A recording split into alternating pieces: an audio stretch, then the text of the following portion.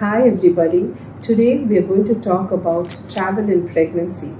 As travel becomes more affordable and accessible, more and more women in pregnancy are choosing to take holidays, either to relax or to do work. So as a consequence of that, the question is, how safe is travel in pregnancy? At what period is it safe to travel? And what is the mode of transport one should adopt? To answer these questions, the first question, is it safe to travel in pregnancy? It is relatively safe to travel in pregnancy unless you have pregnancy complications. And who is the best judge for this? Your doctor, your obstetrician. What are the complications in pregnancy that would prevent you from traveling? It may be bleeding in early pregnancy or late pregnancy. It can be without bleeding, you could have placenta previa, or you could have abruptio placentae, or there can be a diabetic pregnancy with polyhydramnios, and hence one could have preterm premature rupture of membranes or preterm labor, or there may be a history of cervical incompetence where you've had previous multiple pregnancy losses, or there may be high BP or preeclampsia in pregnancy. All these conditions are contraindications for travel. So, the doctor is the best judge to decide whether travel is safe or not. But otherwise, generally, traveling is safe in pregnancy. The next is when to travel. The best or the optimum time for travel is in the second trimester between 14 weeks and 28 weeks of pregnancy. Why not in the first trimester? This is a time when nausea and vomiting is more severe, and hence travel is not very comfortable. In addition, the risk of miscarriage is very high in the first trimester, and hence travel is not advisable during this period. In the third trimester, the risk of having preterm birth, premature rupture of membranes, bleeding, and other complications are more common. In addition, travel at this time is very uncomfortable with the growing uterus, and hence the ideal or optimum time is in the second trimester between 14 and 28 weeks of gestation. The next is, what is the mode of transport which is safest? There are three modes of transport. One can be air, the other is train, and the other is by road, either bus or car. Air travel of the three is the most safest, but if it is for prolonged periods of time, more than 4 hours, it is not considered very safe.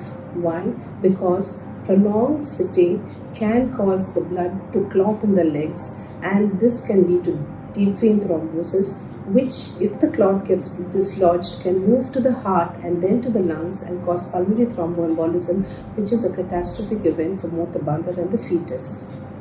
Hence, if you have to embark on a long distance international flight which lasts more than 4 hours, remember there is an option. You can discuss with your doctor and take a blood thinner like Ecosprin just before your travel. Otherwise, if you're taking short trips on a flight, remember, these are the following points that you need to remember. One is, choose an aisle seat. Get up in between and walk in between at intervals of about half an hour. If you prefer to sit for a longer time, please move your legs. Extend and flex your ankles so that you improve the circulation to the legs. Get up and go to the restroom often and keep your bladder empty. Hydrate yourself by drinking plenty of fluids and eat well. Wear loose and comfortable clothing. And pack and take your medicines regularly. In addition to this, before you decide to travel, please visit your doctor and get a fit to fly certification to make sure that you're fit to fly at that period of gestation. The next modality of transport would be train. Train is a more comfortable and a more convenient modality of transport because one is, your leg space is more, you can get up and walk around. In addition, you can use the restroom more often. You can sleep if you want, and the feeling of nausea and vomiting is not there, especially with people who have travel sickness. So train is a more preferred modality of transport. The next mode of transport is road by bus. With sleeper buses now, it is a very convenient mode of transport. And remember, other than the facilities that the toilet facilities are not there in the bus, if the toilet breaks were more frequent, this is the preferred mode of transport.